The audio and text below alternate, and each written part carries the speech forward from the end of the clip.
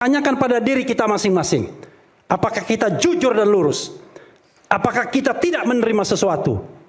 Apakah sesuatu itu sudah kita dapatkan? Kalau kita mau jujur, maka disitulah kebenaran akan terlihat. Tapi kalau tidak jujur, udahlah, orang udah tahu. Rakyat Indonesia sudah tahu siapa yang jujur dan tidak jujur.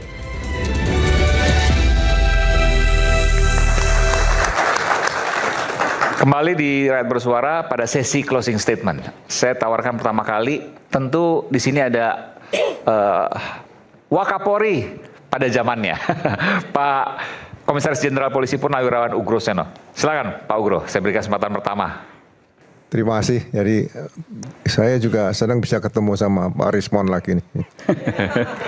Udah lama gak ketemu ya. Jadi Mas Aiman, rekan-rekan sekalian, pada saat di kejaksaan juga ditawarkan RJ juga kepada Mas Roy sama Dr. Tifa. Berarti kalau ditawarkan pasal 32 dan 35 tidak dianggap tidak ada. Undang-undang ITE ya. Kemudian di pengadilan waktu Dr. Tifa juga sama ditawarkan ya Pak Akhiri untuk RJ juga. Berarti sama seperti kalau kita konsisten. Ya kan? Nah, kembali lagi muara dari RJ baik di KUHP lama, KUHP baru, KUHP lama kebetulan ada peraturan kepolisian nomor 8 tahun 2021. Muaranya adalah penghentian penyidikan. Karena penyidikan dan penuntutan berdasarkan pasal 361 huruf A-nya berdasarkan KUHP lama. Nah, penghentian penyidikan menurut KUHP lama dan peraturan kepolisian tadi itu dasarnya adalah demi hukum. Ya kan? Berarti kalau demi hukum penghentian penyidikan berkas perkaranya entah berisi 1 orang, 2 orang, 3 orang atau 10 orang itu semuanya berhenti di situ. Nah, ini mungkin pelajaran bagus untuk penegakan hukum ke depan. Apakah bagaimana RJ yang sebenarnya? Tapi itu perlu kita diskusikan bersama ke depan nanti, jangan sekarang lah. Waktunya nggak cukup. Nah, kemudian kalau hakim sekarang menyidangkan dengan KUHP yang baru, bisa juga ditanyakan surat perintah penghentian penyidikan 3 orang tadi untuk melengkapi KUHP yang baru pasal 79 itu perlu dimintakan penetapan pengadilan dulu supaya sah atau tidak. Nah, ini menarik. Ya. Kalau nanti apakah melebihi 10 hari ini masih bisa dimintakan penetapan pengadilan saat SP3 diterbitkan tadi? Harusnya 3 hari. Ya, 7 hari plus 3 karena RJ kan waktunya 10 hari pasal 79. Kalau menurut KUHP baru ya. Jadi bagi saya ya inilah hukum di Indonesia ke depan nanti ya. Mudah-mudahan apa yang dijadikan proses dalam sidang berkas perkara sudah mulai berjalan yang Dr. Tifa dan Mas Roy masih di pra-peradilan. Nanti pada saat muaranya akan ketemu hal-hal yang sangat menarik untuk perkembangan hukum kita ke depan nantinya. Oke. Ya, itu dan ini saja. akan dibahas nanti di persidangan pasti Pak Ugro ya. Oke, kita berikan tangan Pak Ugro. Prof Herdi, saya berikan kesempatan, silakan. Langsung Prof. Langsung. Ya. Oke. Di antara perdebatan terkait masalah ini, apakah penghinaan, fitnah atau mengubah data atau informasi elektronik, sebetulnya proses pengujian kebenaran itu ada di pengadilan. Mari kita tunggu saja proses peradilan, baik Dr. Tifa maupun Mas Roy Suryo, supaya segera kita mendapatkan satu putusan yang mudah-mudahan bisa diterima oleh sebuah pihak. Suka atau tidak suka tentu Rex judicata peritate pro habetur. Putusan pengadilan dianggap benar sampai ada putusan yang membatalkan. Oke, baik. Silakan Pak Didit. Baik, terima kasih. Pertama, saya ingin sampaikan, apabila kita memahami hukum, kita harus tahu ada azas legalitas. Azas legalitas itu tidak mengatur hanya tiada penghukuman kalau tidak ada aturan yang melarang. Tetapi tiada pidana tanpa perbuatan. Nah, Di sini harus dipahami untuk pasal 32 ayat 1 dan 35. Kenapa tidak ada saksi-saksi yang melihat bisa diminta sebagai bukti permulaan melihat Mas Roy atau Dr. Tifa melakukan hal-hal pelanggaran untuk pasal 32 ayat 1 dan 35. Kenapa? Karena tiada perbuatan sebenarnya. Jadi tidak ada saksi yang menjadi bukti permulaan. Itu yang pertama. Yang kedua, menyikapi kemarin putusan kita tidak boleh langgar, kita boleh komplain, kita terima, kita hargai. Seperti tadi Prof bilang, res judicata pro veritate habitur. Putusan harus kita terima. Tapi pertimbangannya ada mahkota hakim. Mahkota hakim itu kita bongkar. Ternyata dia pakai mahkota berduri. Ya, saya pakai istilah demikian. Kenapa? Pra peradilan itu untuk apa? Untuk memeriksa dan mengadili termohon, yaitu abuse of power. Tapi dia balik di pertimbangannya. Dia mengatakan apa? Adanya misbruik van recht, yaitu penyalahgunaan hak dari si pemohon. Yang diadili dan diperiksa dan diadili adalah pemohon. Ini kebalik. Ini pelanggaran berat ini sebenarnya. Salah itu. Dan lagi tadi saya sepakat sama Prof. Kalau dia tidak masuk ke pokok perkara, tidak mempertimbangkan pasal-pasalnya, berarti dia harusnya NO, bukan menolak. Itu kualitas. Ya, sangat disayangkan. Kita jangan lagi ke depannya hukum mau dibolak-balik yang tidak karuan. Maaf ngomong, kebetulan disertasi saya mengenai pra peradilan. Ini banyak penyeludupan hukum di sini. Demikian. Terima kasih. Oke, baik. Bang Jagir. Oke, Bung Aiman dan kita semua, kalau saya lihat begini, kita harus lihat dulu standing perkara ini sekarang udah di mana. Jadi kita biar tahu membicarakannya seperti apa. Kan gitu, jadi nggak bolak-balik segala macam. Sekarang yang jelas ya Mas Roy dan Mbak Tipa, Dr. Tipa, Mbak Tipa udah masuk ke perkara, sementara Mas Roy ini sudah melewati Prapit 2, kan gitu.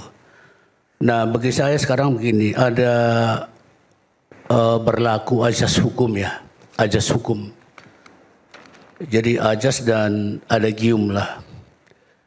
Ada yang mengatakan duralek setlek. Duralek setlek. Hukum itu keras. Hukum itu keras. Tapi itulah hukum. Jadi kalau saya lihat perkembangannya, saya lihat Mas Roy dan Mbak Tipa ini terus ya menghadapi kondisi yang ada. Makanya tadi saya singgung rekan Al-Katiri, maaf ya rekan Al-Katiri, waktu ditawarkan sidang pertama Mbak Tipa itu sesuai dengan KUHP baru 79 itu pasal 81 ayat 1 bahwa penyidikan, penuntutan dan hakim itu boleh menawarkan artinya memprakarsai untuk restoratif justice. Tapi saat itu Mbak Tipa langsung diskusi dengan rekan Al-Katiri dan rekan-rekan mengatakan kami akan melawan. Artinya bagi saya itu adalah bahwa memang ya tetap melawan hukum itu. Sebentar rekan Al-Katiri ya. Jadi berdasarkan ajas atau adagium hukum tadi, duralex, setlek, bahwa hukum itu keras, ya hadapilah dengan segala konsekuensinya. Itu satu. Kemudian yang kedua adalah kita mengenal satu lagi adagium yang saya kenal ya, bahwa tidak ada kejahatan yang tidak punya niat jahat. Nah ini penting. Jadi tidak ada kejahatan yang tidak punya niat jahat. Nah oleh sebab itu, jika ini sudah, kalau kita kembalikan proses penyelidikan, penyidikan, bahkan sampai udah penuntutan sekarang ini, itu menurut saya itu proses yang sudah melewati pemeriksaan yang benar-benar sudah melewati prosedur yang normal. Artinya sudah due process of law-nya berjalan benar. Apalagi sekarang tingkat tersangka dan Mbak Tipa sudah terdakwa. Nah oleh sebab itu tentu nanti ada penilaian dari saya, tidak mengarahkan hakim, bahwa barangkali semua aparat penegak hukum tahu bahwa ada adagium seperti itu. Ya, bahwa tidak ada niat, tidak ada kejahatan yang tidak memuat atau tidak mengandung kejahatan, niat jahat gitu loh. Sementara di lain-lain adalah mens rea dipertanyakan terus. Tapi di satu sisi, kalau orang sudah tersangka terdakwa, berarti katakanlah kita memakai azas praduga tidak bersalah, kita perlu perhatikan ya. Mulai dari penyelidik saksi itu proses objektif. Mulai dari saksi proses objektif. Mulai dari tersangka proses tapi sebagai tersangka. Mulai terdakwa itu prosesnya tapi sudah terdakwa. Artinya sudah benar-benar hampir dinyatakan bersalah. Begitu nanti terpidana, proses azas duga tidak bersalah itu tidak ada lagi, sudah terpidana gitu loh. Oleh sebab itu tadi saya katakan azas itu sekarang kita harus hati-hati menelitinya. Ya saya dalam hal ini mengamati saja. Ya, kenapa waktu itu Rismon itu memilih katakanlah jalan untuk restoratif justice? Tadi disinggung sama Dr. Refli Harun mengatakan bahwa RJ-nya itu batal gitu loh. Jadi saya katakan begini loh. Sebenarnya gampang menjawabnya. Kalau batal ya udah batal, tapi nyatanya enggak gitu loh. Kebetulan saya jawab secara hukum Dr. Refli Harun. Tentu dari proses itu berdasarkan tadi disinggung oleh Pak Ugro Seno adalah Perkap 8 2021. Itu ada syarat material dan formil dan material. Formilnya sudah memaafkan. Kemudian materialnya dia tidak pernah terpidana atau tidak pernah tersangkut pidana. Oleh sebab itu selesailah restoratif justice itu. Jadi kalau dikatakan sekarang kita mengatakan bahwa Rismon ini sudah menjalani bahkan sudah merecovery atau meretraction atau mengcorrection bukunya itu, bukan itu syarat utama untuk RJ.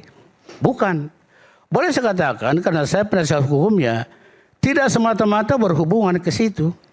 Tapi benar-benar kesadaran dia pribadi, kesadaran dia secara hati nurani, mengatakan diskusi dengan saya, bagaimana kalau mengajukan RJ. Jadi sama sekali tidak ada dihubungkan dengan faktor-faktor lain ya. Saya kuasa hukumnya mengatakan ini harus, ya percaya atau tidak, saya nggak ada unsur paksaan kepada kita semua. Nggak ada itu. Tapi benar-benar sesudah dia mengintrospeksi diri sendiri, wah saatnya saya mengajukan RJ. Diskusi dengan saya, kemudian ketika proses di Polda Metro Jaya. Saya pikir begitu dari saya ya. Oke. Sedikit ya. Ya, Mas Aiman, ini menarik ya. Yang pertama adalah soal status tersangka terdakwa. Ingat, kita ini asasnya adalah presumption of innocence. Jadi tidak ada pembuktian apapun terhadap perkara ini karena belum masuk kita ke tahapan pembuktian. Bu Tifa aja baru masuk ke tahap untuk hari Kamis depan, hari Kamis ini ya, itu adalah putusan sela. Jadi tidak boleh kita membangun asumsi bahwa dengan sudah tersangka, dengan sudah terdakwa, berarti sudah hampir mengarah kepada terbukti bahwa ini adalah kejahatan. Itu saya kira seorang lawyer, seorang advokat tidak boleh berasumsi seperti itu. Karena kita ini adalah aparat penegak hukum. Ya, itu satu hal. Kemudian hal yang kedua, tadi dikatakan bahwa tidak ada kejahatan yang tidak punya niat. Bahwa kejahatan itu selalu ada niatnya. Saya kira kita harus belajar ulang tentang ilmu hukum. Ada yang namanya kulfa dan ada yang namanya dolus. Dolus itu adalah suatu kejahatan karena adanya niat jahat. Itu yang disebut mens rea.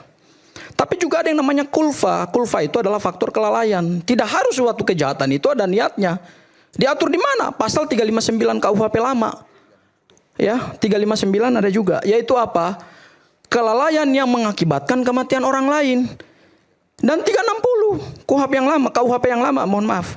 Jadi tidak selalu suatu kejahatan itu harus dimulai dengan niat. Bisa karena kelalaian. Ya, ini sekaligus saya bantah apa yang disampaikan oleh seniorku ya, Bang Jahmada Girsang, yang saya sangat hargai sebagai seorang advokat yang berpengalaman sekaligus sebagai seorang mediator. Ya, itu hal yang kedua. Dan kemudian hal yang ketiga adalah kalau kita ingin membuktikan apakah ada mens rea atau tidak dalam perkara ini, berarti unsur kesengajaan itu harus benar-benar dibuktikan atau unsur daripada dolusnya itu harus dibuktikan. Dalam membuktikan unsur kesengajaan atau dolus, di dalam doktrin ilmu hukum pidana kita menggunakan apa yang disebut dengan doktrin MVT. Ya. Yaitu apa? Harus ada willens and wetens. Willens itu artinya adalah ada kehendak dan kemudian harus ada pengetahuan. Apakah Mas Roy, Bu Tifa punya kehendak dan punya pemikiran untuk mempermalukan Pak Jokowi? Ah, ini yang debatable. Tentu nanti dalam persidangan kita buktikan gitu ya. Sementara tadi yang disampaikan oleh Pak Prof, pasal 310 ayat 3 itu sebetulnya ada jalan keluar di situ. Sepanjang dilakukan untuk kepentingan publik, maka itu tidak masuk di dalam kualifikasi pencemaran nama baik. Oleh karena itu nanti kita urai ini peristiwa pidananya. Jangan hanya dilihat di ujung ada analisa-analisa terhadap ijazah Pak Jokowi.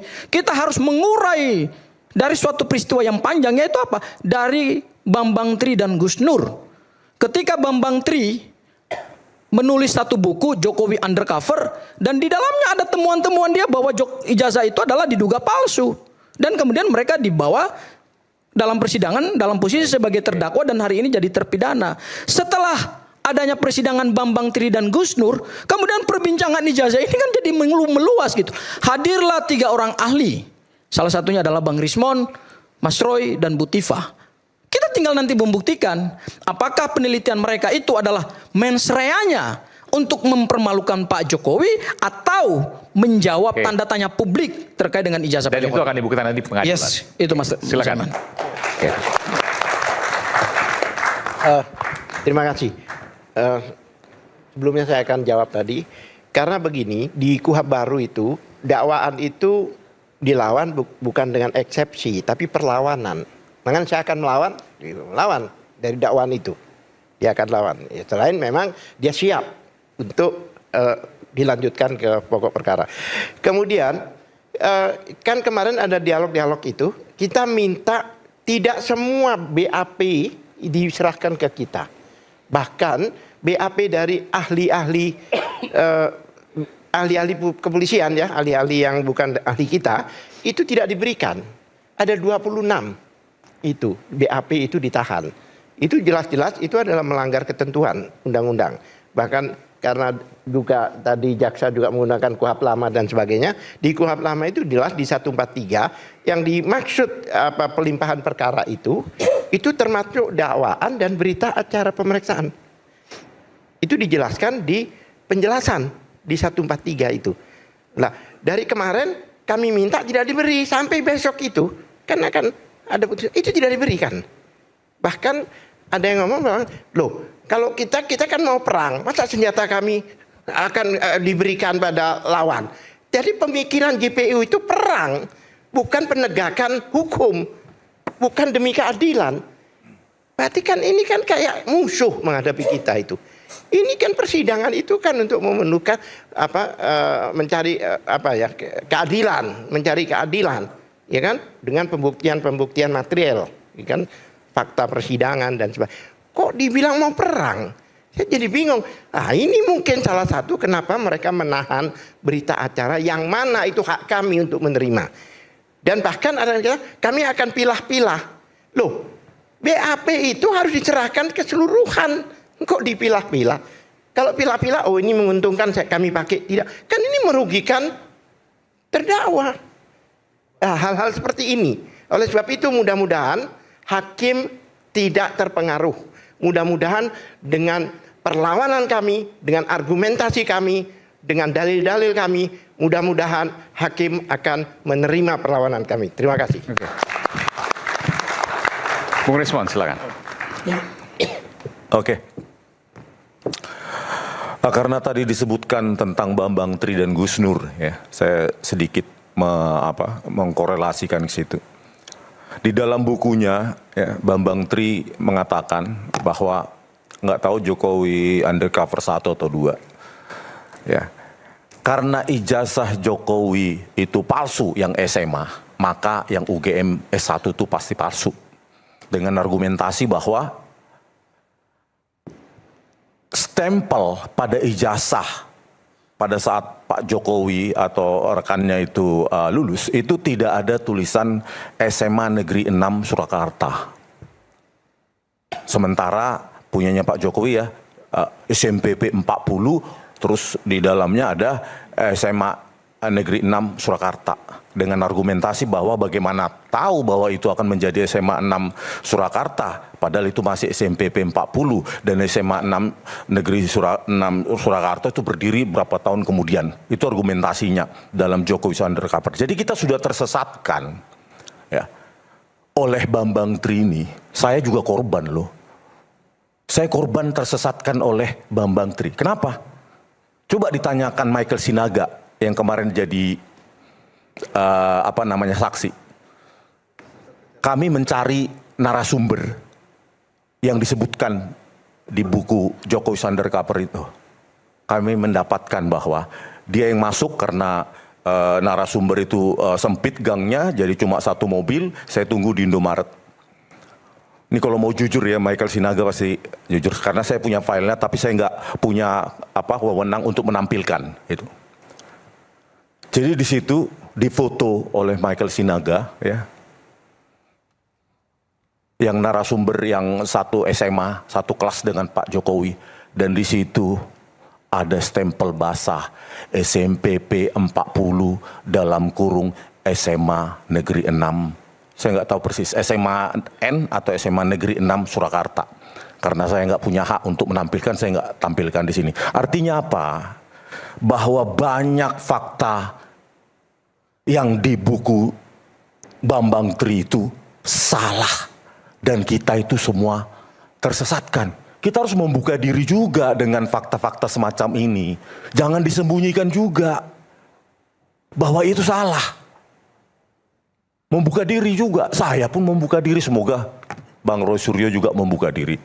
Nah, karena saya mencari data sendiri ke lapangan, maka saya tidak pakai asumsi. Bang Refli Harun nggak cari data ke lapangan, mungkin ke kuburan iya ya. Nah, kalau Bang Al-Katiri juga enggak. Saya cari data, biaya sendiri, bensin sendiri, tol sendiri, dan itu saya temukan. Dan kita tersesatkan oleh buku Jokowi undercover oleh Bambang Tri. Itu terkonfirmasi. Silakan Michael Sinaga, jujurlah dan coba ditanyakan nanti di podcast kan. Artinya terbukalah. Kita sama-sama terbuka untuk mencari kebenaran ini. Bahwa memang ada tulisan dalam kurung SMA Negeri 6 Surakarta. Itu harus diakui juga. Gitu. Dan harapan saya, ya semoga ini bukan hanya menjadi laboratorium hukum, tapi laboratorium ilmiah juga. Gitu loh, jangan saling melecehkan, merendahkan gitu. Biarkan itu menjadi edukasi untuk semua. Karena belum tentu juga Pak Roy Suryo salah. Tetapi apapun hasil nanti dari persidangan, kita mendapatkan pelajaran hukum. Saya juga menjadi banyak belajar hukum. Dan kalau bisa dari pihak Pak Roy Suryo juga, saya juga mendapatkan pelajaran ilmiah juga. Jadi berimbang gitu. Tapi ingatlah bahwa saya membuka diri untuk kebenaran-kebenaran yang terserpih-serpih itu jalanan. Ayolah, misalnya kita mencari kebenaran, misalnya Bang Refli Harun besok podcast dengan Michael Sinaga. Benar nggak kata Rismon itu? Atau kita laporkan pencemaran nama baik. Gitu. Tunjukkan, oh iya memang ada SMPP 40 dalam kurung SMA Negeri Surakarta. Saya salut kalau Bang Refli besok podcast tentang itu. Oke, terima kasih. Saya klarifikasi sedikit. Ini penting, saya klarifikasi. 1 menit aja. Di dalam sidang Bambang Tri itu kan banyak mengatakan bahwa itu masalah SMA, ijazah SMA dan sebagainya. Ya kan? Sehingga TPUA waktu itu diundang untuk gelar perkara. pertanyaan saya, pernah nggak diuji laboratorium ijazah SMA-nya itu? Faktanya di gelar perkara itu yang didiskusikan, yang dibicarakan adalah S1. Dan yang di laboratorium juga S1. Ya kan? Nah, jadi pemahaman di dalam permohonannya itu saya juga baca, judulnya juga masalah ijazah S1. Memang di dalamnya ada SMA. Oke. Makanya kalau dikatakan, oh kalau yang Bambang T itu tidak ada ya suara-suara ijazah SMA. Pertanyaan saya, kenapa yang diuji laboratorium ijazah S1? Kalau yang dimasalahkan ijazah SMA. Terima kasih. Silakan Bung Refli. Terima kasih ya. Satu, jangan pernah berasumsi bahwa apa yang dilakukan oleh penyidik itu sudah pasti benar. Kadang-kadang kita tidak lagi menghargai azas presumption of innocence, tapi presumption of guilt. Kenapa? Seolah-olah kalau sudah dilakukan proses penyelidikan, penyidikan, penersangkaan, limpah ke kejaksaan, pengadilan, seolah-olah itu pasti benar. Ya prosedurnya iya benar, prosedur. Tapi substansinya kan belum tentu benar. Kok bisa begitu? Ya kami sudah membuktikan bahwa substansinya salah ketika kita menang di Prapit mengenai penggeledahan, penahanan, dan penangkapan. Itu kan fakta. Itu fakta bahwa polisi salah, penyidik salah. Jadi kita udah menang satu sesungguhnya. Yang lain kan belum terbukti. Tapi kita udah menang satu. Nah, itu satu hal ya. Hal yang lain, jangan lupa tadi kalau kita bicara tentang restoratif justice, ini sudah mengulang sesungguhnya. Ini kan ilmu hukum yang paling gampang, yaitu lex superior derogat legi inferior. Jadi hukum yang tinggi mengalahkan yang bawah. Jadi kalau kita bicara restoratif justice dalam konteks Perpol 8/2021, itu keliru. Karena mengenai restoratif justice itu sudah diatur dalam KUHP yang baru. Undang-Undang nomor 20/2025. Tidak boleh Perpol itu mengalahkan undang-undang. Perpol itu pangkatnya bawah sekali. Jadi kalau ketika kemudian sudah ada KUHP yang baru dan kemudian masih menggunakan Perpol itu salah. Kecuali kalau sama-sama KUHP. KUHP 881 dengan KUHP 20/2025. Maka Anda menggunakan pasal peralihan 361 huruf A. Tapi kalau misalnya KUHP baru dengan Perpol itu keliru, saya katakan. Kan itu untuk menghindari cara penyidik untuk menghindari adanya klausul soal 5 tahun itu. Itu bukan kita nggak paham. Makanya digunakan Perpol. Karena di Perpol itu 8/2021 tidak ada klausul yang ancaman hukumannya minimal 5 tahun. Makanya kemudian lolos 3 orang itu. Itu bukan kita nggak paham ya. Dia itu kan ilmu hukum yang paling sederhana. Kemudian laboratorium belajar hukum. Wah enak sekali kita ngomong ya. Nanti kita tunggu pengadilannya, pokok perkaranya. Di situ kita akan belajar hukum, kita akan begini dan lain sebagainya. Bro, yang kita pertaruhkan itu adalah nasib orang.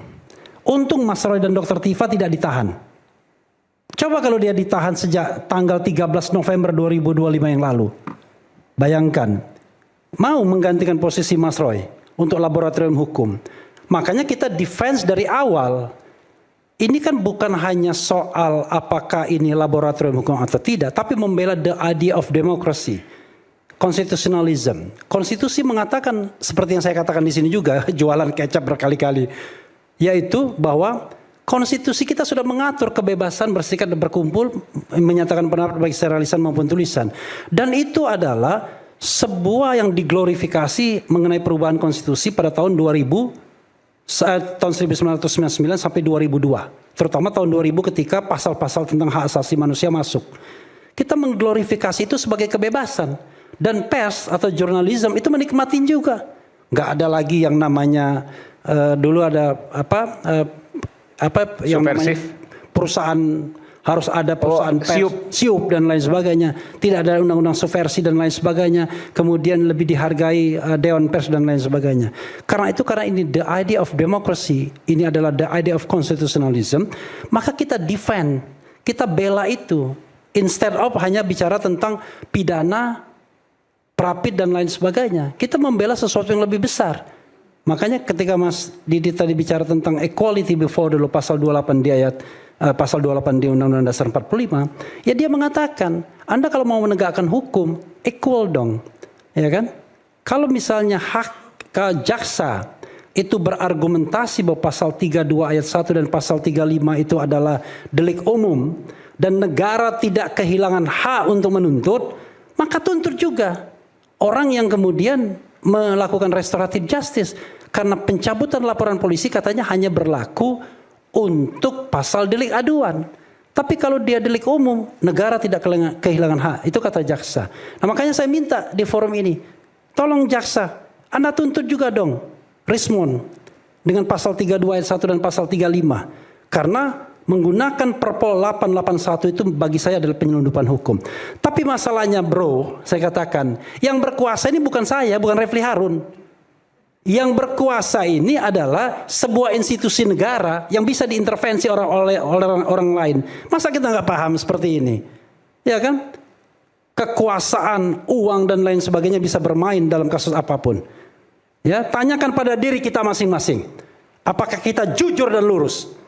Apakah kita tidak menerima sesuatu? Apakah sesuatu itu sudah kita dapatkan?